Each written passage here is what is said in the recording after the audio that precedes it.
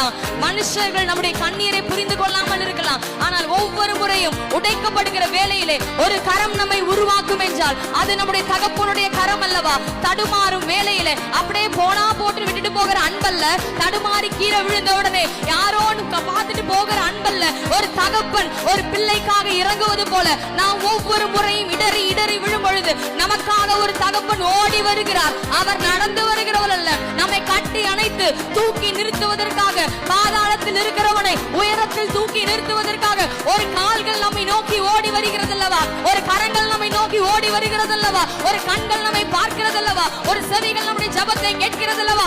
அவரை பார்த்து சொல்லுங்க, என் மேல எதுக்குப்பா இவ்வளவு அன்புன்னு கேளுங்க.